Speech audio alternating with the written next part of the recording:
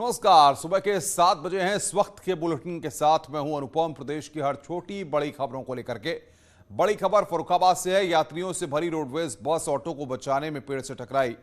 तेज रफ्तार बस के परखच्चे उड़ गए हैं। बस में सवार 40 यात्रियों में 20 गंभीर रूप से घायल हो गए हैं, जिन्हें अस्पताल में भर्ती किया गया है।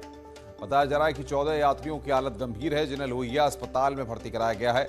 रात को ही मौके पर जिले के सभी आला अधिकारी पहुंचकर राहत और बचाव कार्य में जुट गए और घायलों को बेहतर इलाज के निर्देश दिए गए हैं। शमशाबाद इलाके के अजगियापुर गांव के पास यह हादसा हुआ है। ये तस्वीरें इस वक्त आपकी स्क्रीन पर हम आपको दिखा रहे हैं। इस रोडवेज बस में 40 यात्री सवार थे और बातचीत करने के लिए फर्रुखाबाद से हमारे संवाददाता सूर्या वाजपेयी फोन लाइन पर जुड़ रहे हैं। सूर्या, क्या वजह निकलकर सामने आ रही है और घायलों को कहां पर भर्ती कराया गया है? देखिए, इनको मैं बता दूं, फर्रुखाबाद में अनियंत्रित रोडवेज जो बस ट्रेन से टकराई थी, सबसे बड़ी वजह इसकी निकल कर आई है कि तेज रफ्तार। जानकारी को मिल पा रही, जो यात्री बस में बैठे हुए उन्होंने से बताया कि बस का जो ड्राइवर था वो बहुत तेजी से बस चला रहा था और एक ऑटो को बचाने के चक्कर में सीधा ये पेड़ से टकराई। इसमें तकरीबन बस में 40 यात्री सवार थे, लेकिन 20 यात्रियों की स्थिति गंभीर है और इसमें से 14 जो यात्री हैं वो जिला अस्पताल लोहिया में भर्ती है और कुल मिलाकर 4 को जो है हायर सेंटर सैफई रेफर किया गया है। बहुत बहुत शुक्रिया सूर्या, आप नजर बना के रखिए, आगे भी हम आपसे अपडेट लेते रहेंगे। प्रयागराज से बड़ी खबर इस वक्त है। हमीदुर रहमान ने करेली थाने में सरेंडर किया है। दिल्ली से गिरफ्तार उसामा का चाचा है उमैद। एटीएस को थी हमीदुर रहमान की तलाश। दुबई में आईएसआई का हैंडलर है उसामा का पिता। अपने भाई के इशारे पर काम कर रहा था उमैद। तो आतंकी कनेक्शन से जुड़ी यहां पर इस वक्त की ये बड़ी खबर।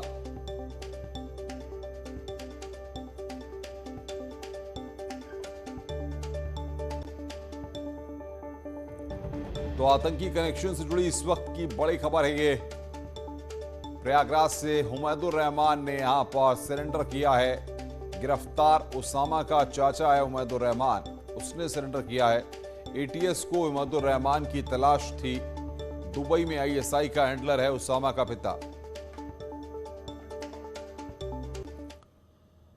मुख्यमंत्री योगी आदित्यनाथ के गोरखपुर दौरे का आज दूसरा दिन है। शुक्रवार को सीएम योगी ने गोरखनाथ मंदिर में श्रद्धांजलि सप्ताह की शुरुआत की, जिसमें महंत दिग्विजयनाथ की 52वीं और महंत अवैधनाथ की 7वीं पुण्यतिथि मनाई जा रही है। आज इसी कार्यक्रम के तहत सेमिनार का आयोजन किया गया है, जिसमें देश भर के विद्वान शामिल हो रहे हैं। सेमिनार में एक भारत श्रेष्ठ भारत की संकल्पना पर चर्चा होगी। इस सेमिनार में सीएम योगी शिरकत करेंगे। उसके बाद दोपहर 12 बजे सीएम का लखनऊ आने का कार्यक्रम है।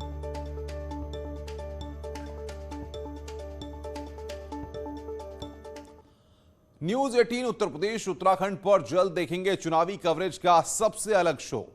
उत्तर प्रदेश की 403 सीटों की जनता की नब्ज टोलने के लिए जल्द आ रहा है हमारा खास कार्यक्रम रोड शो। एजेंडा बनारस के मंच से रोड शो लॉन्च।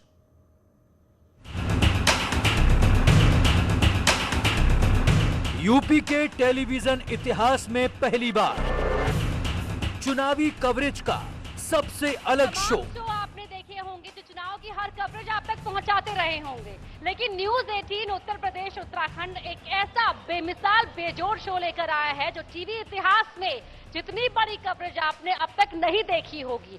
क्योंकि जब हम गुजरेंगे तो हम सिर्फ वहां तक नहीं पहुंचेंगे जहां शहरों या गांवों की सड़कें पहुंचेंगी, बल्कि हम वहां तक भी पहुंचेंगे जहां सड़कें खत्म हो जाएंगी। यूपी की सियासत का रोड शो,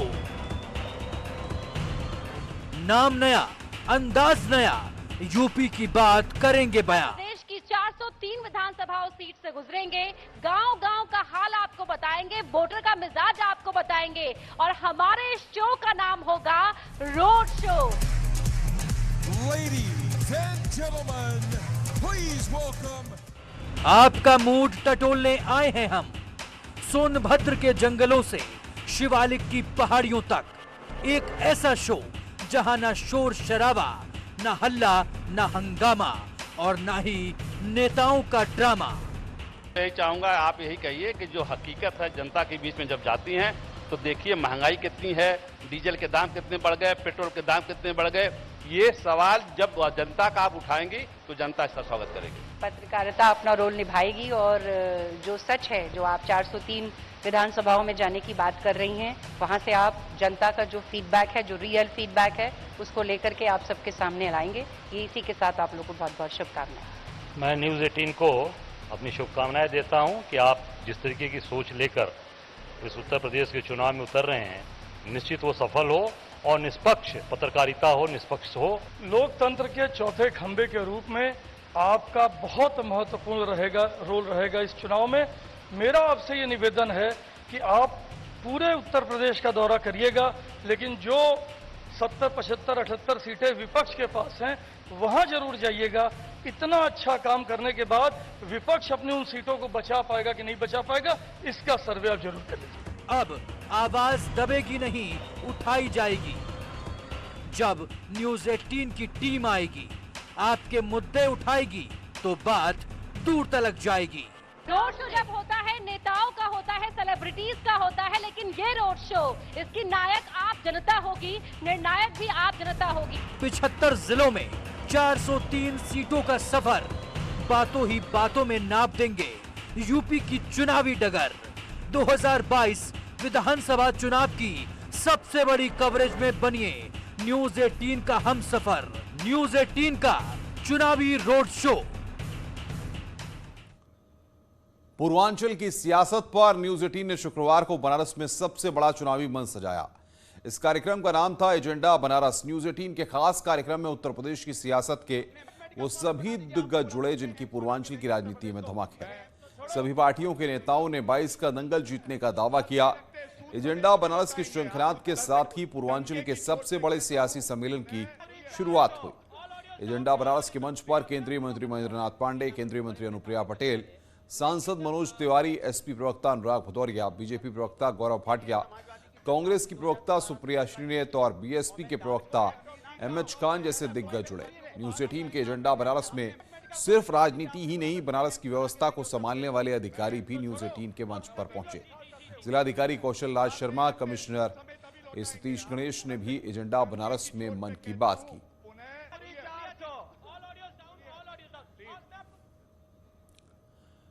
केंद्रीय भारी उद्योग मंत्री महेंद्र नाथ पांडे ने न्यूज़ 18 के मंच एजेंडा बनारस से विपक्ष पर तीखे हमले बोले।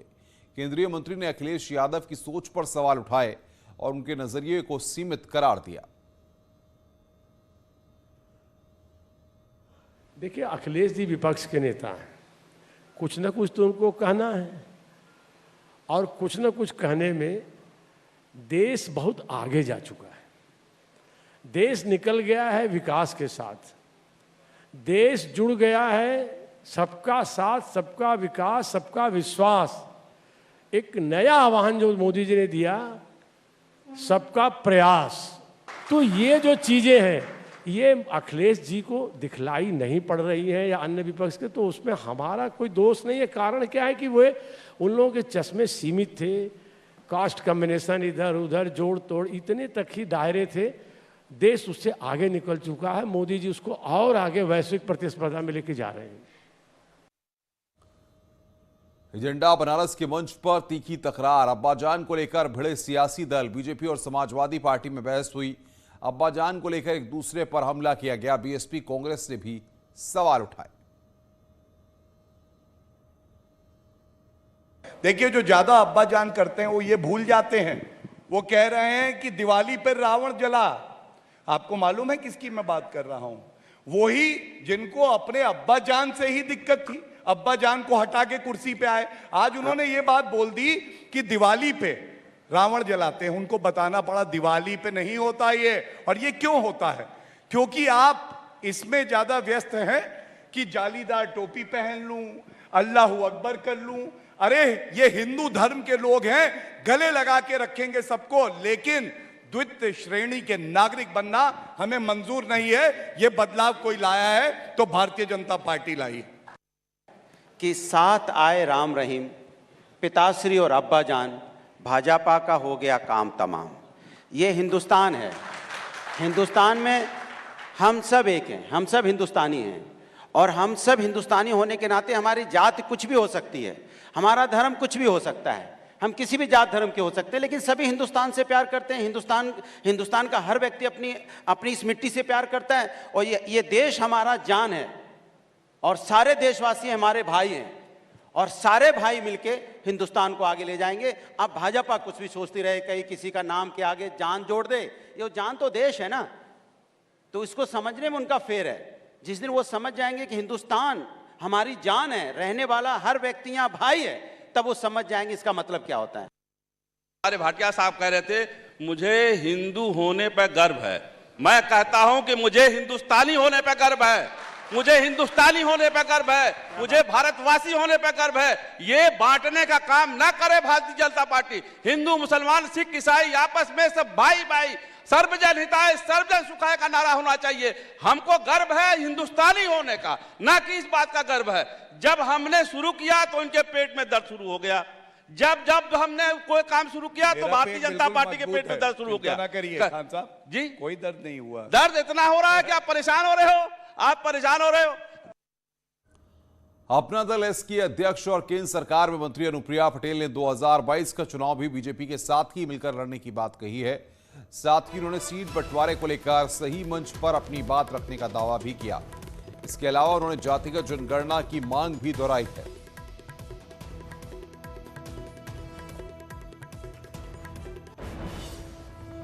और हमारी पार्टी का भी स्पष्ट रूप से मत है कि 1931 के बाद इस देश के अंदर कास्ट सेंसस नहीं हुई है, और अगर हम अब कास्ट सेंसस करते हैं तो ये एक जायज़ मांग है और इसमें कोई मुश्किल भी नहीं है। हमें सिर्फ अपने जनगणना के जो क्वेश्चनर है उसमें एक एक्स्ट्रा कॉलम ऐड करना है, और हमें जानना चाहिए कि हमारे देश में अलग अलग जातियों की क्या आबादी है, किसको हम कितना प्रतिनिधित्व दे पाए हैं, या सरकार की जो तमाम जन कल्याणकारी योजनाएं हैं उनका लाभ हम कहां तक पहुंचा पाए हैं। अगर हमारे पास आबादी के सही आंकड़े नहीं होंगे तो हम कभी भी ये तय नहीं कर सकते कि हमने जो तमाम योजनाएं बनाई उनका लाभ किस हद तक किस तबके को पहुंचा है। इसलिए हमारी पार्टी मानती है कि जो छोटी छोटी जातियां हैं, जो समझ लीजिए कि अदृश्य जनसंख्या के रूप में है, वो भी स्पष्ट रूप से नजर आएंगी और सभी को सरकार की नीतियों का लाभ मिलेगा। ये मिलना भी चाहिए, इसलिए कास्ट सेंसस देश में होना चाहिए। ये सामाजिक समरसता की दृष्टि से अत्यंत आवश्यक है। भारतीय जनता पार्टी के सांसद मनोज तिवारी ने राहुल गांधी को इच्छाधारी हिंदू करार दिया है। साथ ही नकली नाम का सहारा लेने का भी आरोप लगाया है। मैं चाहता हूं कि राहुल गांधी जी कुछ ऐसा काम करें कि हम लोग उनके ऊपर गाना गाएं।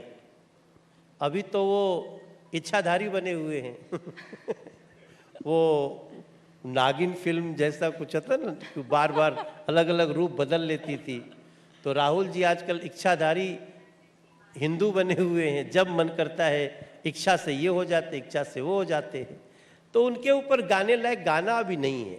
उनका नाम सुनते ही न राहुल जी का हमारा सुर बिगड़ जाता है सुर में बात होनी चाहिए ना। लखनऊ में समाजवादी पार्टी के अध्यक्ष और पूर्व मुख्यमंत्री अखिलेश यादव ने बीजेपी सरकार पर आरोप लगाते हुए कहा है कि सरकार ने झूठ बोलने का रिकॉर्ड बना दिया है। उन्होंने बीजेपी आईटी सेल पर निशाना साधते हुए कहा कि बीजेपी वाले झूठ बोलने का ट्रेनिंग इंस्टीट्यूट भी चलाते हैं। अखिलेश ने बीजेपी आईटी सेल को ई रावण का नाम दिया। अखिलेश का बीजेपी पर यह बड़ा हमला रहा और इस तरीके से सरकार ने झूठ बोलने का एक रिकॉर्ड बनाया है, ये बात उन्होंने कही।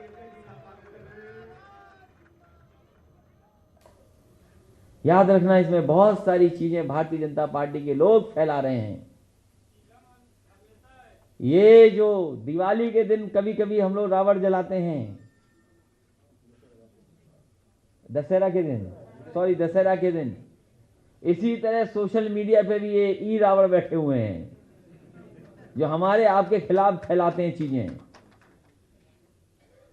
सोचिए क्या क्या फैलाने लगते हैं ये लोग। ये सब पैसे से और प्रशिक्षण पा करके फैला रहे हैं। इसलिए हमें और आपको बहुत सावधान रहना पड़ेगा। खबरें और भी हैं, फिलहाल एक ब्रेक के लिए, ब्रेक के बाद जल्द हाजिर होते हैं।